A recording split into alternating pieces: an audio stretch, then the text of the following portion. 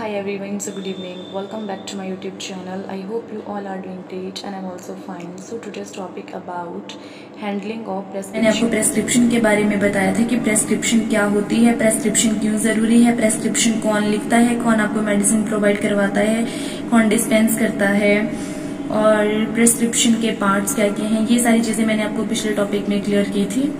सो आज हम इस टॉपिक पर डिस्कशन करेंगे कि हैंडलिंग ऑफ प्रेस्क्रिप्शन की हैंडलिंग कैसे करते हैं। तो देखो, following procedure should be adopted by the pharmacist while handling the prescription for compounding and dispensing. First of all जो इसमें सबसे पहला पॉइंट होता है that is your receiving, second one is your reading and checking, third is your collecting and weighing the material and fourth one is your compounding, labelling and packaging. So हम start करते हैं receiving से। Receiving में क्या होता है, the prescription should be received from the patient bye the pharmacist himself. While receiving a prescription a pharmacist should not change his facial expression which gives an impression to the patient that he is surprised or confused after seeing the prescription। जब कभी भी pharmacist के पास prescription आती है, कोई patient आपके पास prescription देता है, तो आपको क्या करना है कि उस प्रिस्क्रिप्शन को पढ़ के आपको शॉक नहीं होना है। आपका जो फेस का जो एक्सप्रेशन होता है, आपको अपना फेशियल एक्सप्रेशन क्या करना है, चेंज नहीं करना है। कभी कभी ऐसा होता है कि कोई पेशेंट ऐसा होता है, अब डिफरेंट टाइप्स की डिजीज हैं, तो हो सकता है कोई पेशेंट है वो किसी बीमारी से जूझ रहा है, तो वो आपके पास दवाई लेने आता है, आपको अपनी पर्ची दिखाता है, तो आपका एकदम से आपके फेस का जो रिएक्शन है, जो एक्सप्रेशन है, वो एकदम से बिल्कुल चेंज हो जाता है। तो वो आपको देख करके ऐसे सरप्राइज ना हो जाए, वो कंफ्यूज हो जाएगा कि ऐसा क्या है प्रेस्क्रिप्शन में कि जो सामने वाले का जो एक्सप्रेशन था वो फेस का वो चेंज हो गया। तो आपको ये बात ध्यान में रखनी है कि जब आप कोई भी प्रेस्क्रिप्शन रिसीव करते हो तो आपको अपने फेस का एक्सप्रेशन चेंज नहीं करना है। Second one is your reading and checking. Reading and checking. On receiving a prescription, always check it that it is written in a proper format, doctor pad or OPD slip of the hospital, nursing home and signed by the prescriber along with the date. A prescription should always be screened behind the counter in case of any difficulty in reading or any doubt regarding the prescription ingredients or direction. The pharmacist should consult the other pharmacist or the prescriber, but under no circumstances patient should come to know about it. Pharmacist should never guess about the meaning of any illegal or confused word. It may lead to serious consequences. Sometimes prescription is received on telephone by senior pharmacist. In such case, after taking down the prescription, it should be verified by repeating it on phone to the prescriber. It is very important because nowadays the number of drugs with almost the same pronunciation and spelling are available in the market. तो देखो, जो reading and checking में सबसे पहले आपको क्या करना है, जब आपके पास प्रेस्क्रिप्शन आएगी तो आपको प्रेस्क्रिप्शन को ध्यान से पढ़ना है और ये चेक करना है आपने कि जो आपकी प्रेस्क्रिप्शन है वो एक प्रॉपर फॉर्मेट में लिखी हुई है या नहीं लिखी हुई है, उसके ऊपर आपके डॉक्टर के, नर्स के साइन है या नहीं है। जो आपकी प्रेस्क्रिप्शन होती है, प्रेस्क्रिप्शन के ऊपर जो भी डायरेक्शंस दी हैं, जो भी मेडिसिन प्रेस्क्राइब कर रहा है, आपको वो जो लिखा है वो आपको समझ आ रहा है, नहीं आ रहा। अगर आपको समझ नहीं आता, आप किसी अदर फार्मासिस्ट से भी एक बार देखो बात करके कि हाँ मुझे ये चीज समझ नहीं आ रही, आप मुझे ये चीज बता दो। कभी भी हमें ऐसे हेजिटेट नहीं होना है। और उसके साथ साथ अगर दूसरे फार्मासिस्ट को भी वो नहीं पता चल रहा है, तो आप जिसने भी आपको ये मेडिसिन प्रेस्क्राइब कर रहा है उससे एक बार आप कंसल्ट कर लो। उसके बाद एक बार कंसल्ट कर लोगे तो आपको भी चीजें क्लियर हो जाएगी।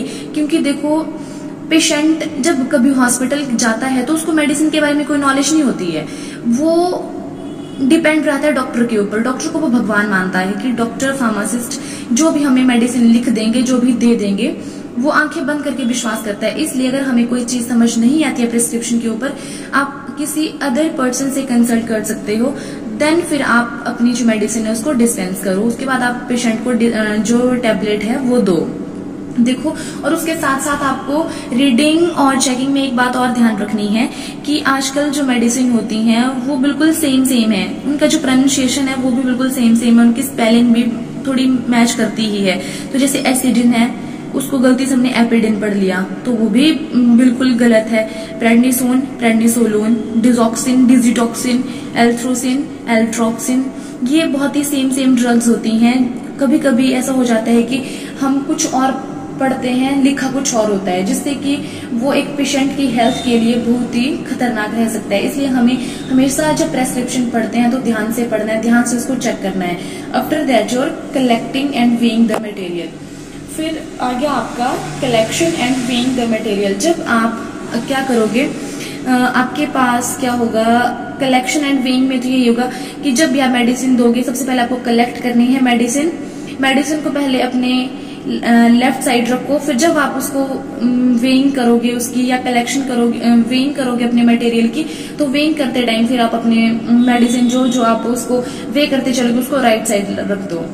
तो ये रहता है, before compounding the prescription all the material required should be collect on the left hand side रखो अपने बैलेंस के। After weighing the material it should be shifted to right hand side of the balance. This give a check of ingredient which have been weighed, जिससे कि आपको clear हो जाएगा कि ये चीजें वे हो गई हैं। While compounding the label of every stock bottle should be read at least 3 times in order to avoid any error, ताकि कोई एरर ना हो। और उसके बाद आता है आपका compounding, labelling and packaging. Compounding, labelling and packaging में क्या आता है, compounding should be carried out in a neat place.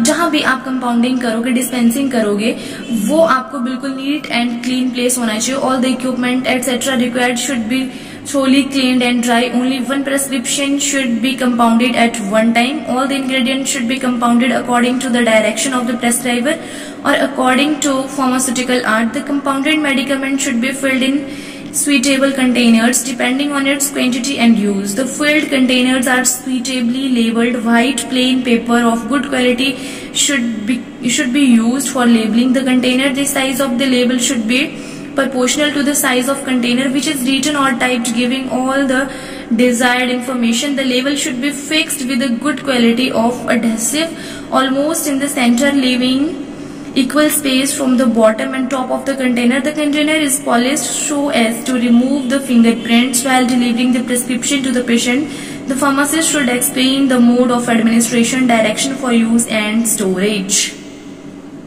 बस बहुत इजी है। जब आपको कंपाउंडिंग, लेबलिंग एंड पैकेजिंग करनी है तो बहुत ध्यान से करनी है। एक बिल्कुल नीट एंड क्लीन प्लेस होना चाहिए।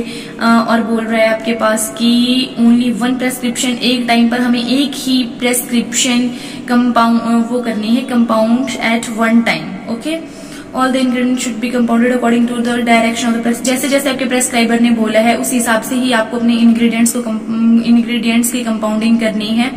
ये सारी चीजें आती है। आपकी कंपाउंडिंग, लेबलिंग भी प्रॉपर होनी चाहिए, उसकी पैकेजिंग भी प्रॉपर होनी चाहिए। एक बिल्कुल प्लेन पेपर होना चाहिए, जो बिल्कुल प्लेन पेपर और बिल्कुल क्लीन पेपर होना चाहिए, उसके ऊपर ही आपको डिस्पेंस करनी है। ये सारी चीजें आती हैं आपकी हैंडलिंग और प्रेस्क्रिप्शन में। आई होप आपको आज का वीडियो पसंद आया होगा। अगर वीडियो पसंद आए तो वीडियो को लाइक करना, शेयर करना और चैनल को सब्सक्राइब करना ना भूले। Thank you.